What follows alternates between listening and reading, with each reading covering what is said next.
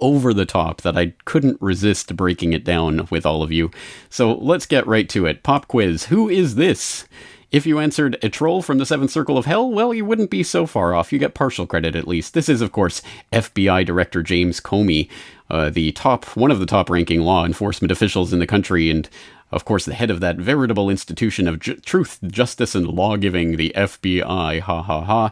And what's he doing these days? Oh, that's right. He's blaming citizens with cameras for the increase in violent crime. For those of you who don't know, violent crime is once again on the increase in many major urban centers in the United States. After really decades now of decline, it is starting to go back up again, and of course, people are scratching their heads. What could possibly be the cause of this? Well, don't worry. FBI Director James Comey has the answer. It's people with cell phones. So, reading from a bit down in this article, he said his conversations with officers often come back to cell phones. He said they describe encounters with young people and their cell phone cameras, taunting them the moment they get out of their cars.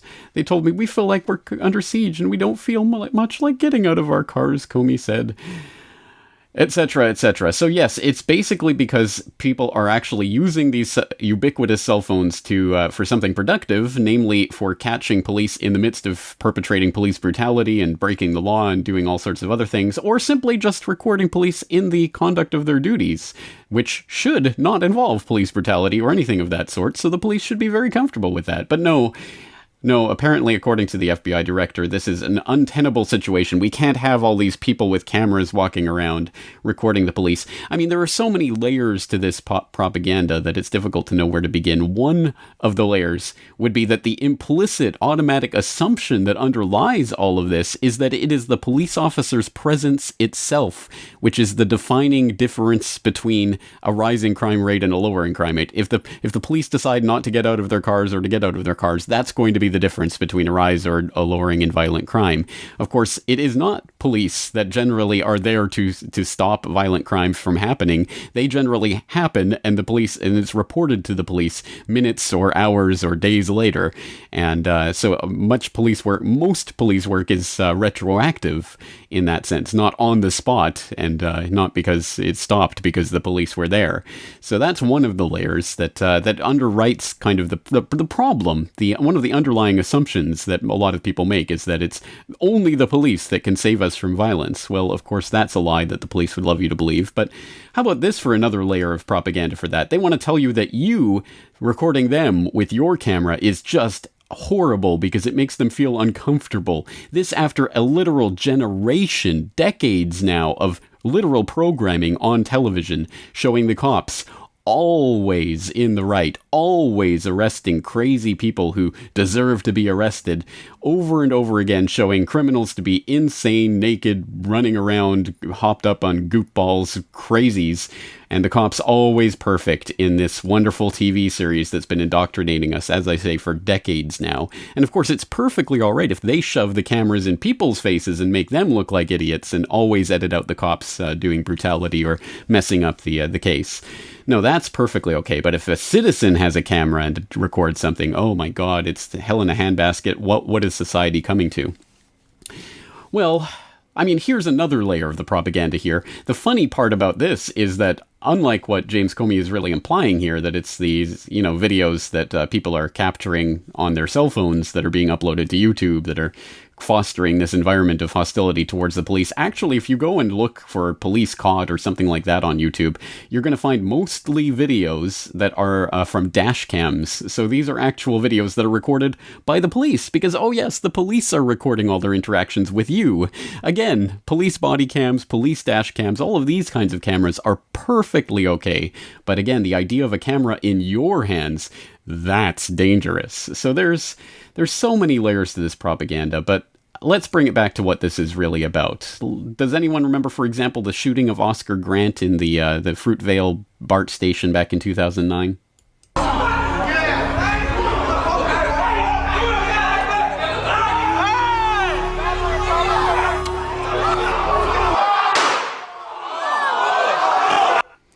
That's right, a cluster of police officers swarming all over this man, head down, face down on the ground, handcuffed behind his back, unarmed, shot dead by a police officer, caught directly on camera by the people who were sitting there at the station.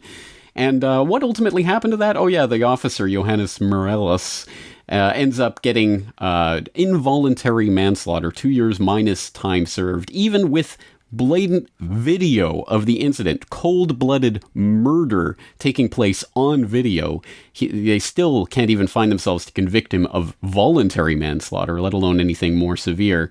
Ends up being involuntary manslaughter because his defense lawyer argued in court that he said, "Stand back, I'm going to tase him," and then he grabbed his gun by accident and accidentally shot him dead. So, okay, good enough. Involuntary manslaughter, 2 years minus time served.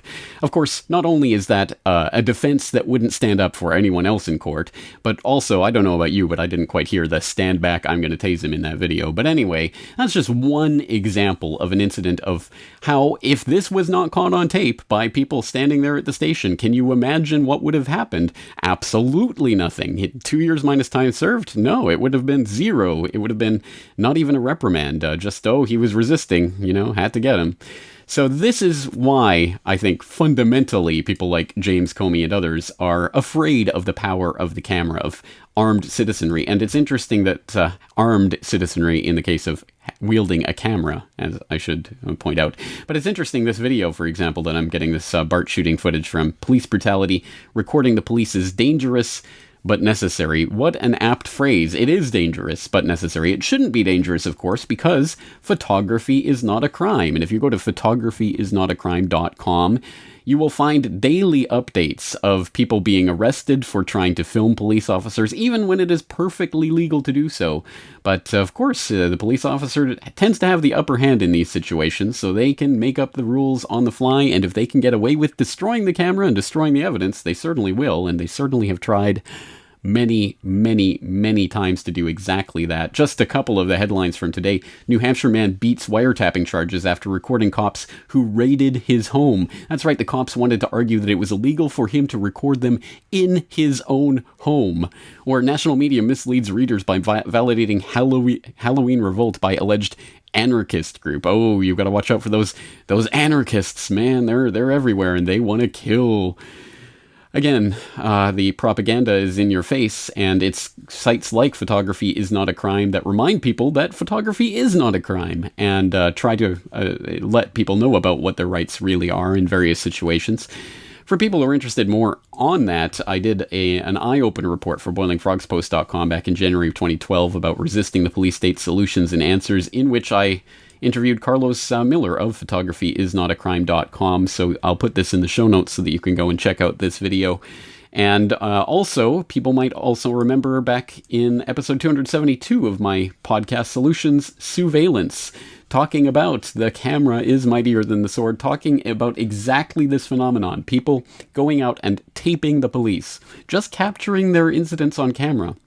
And the idea of surveillance, not surveillance, not that top-down viewing of everything, but surveillance, i.e. the camera's in our hands.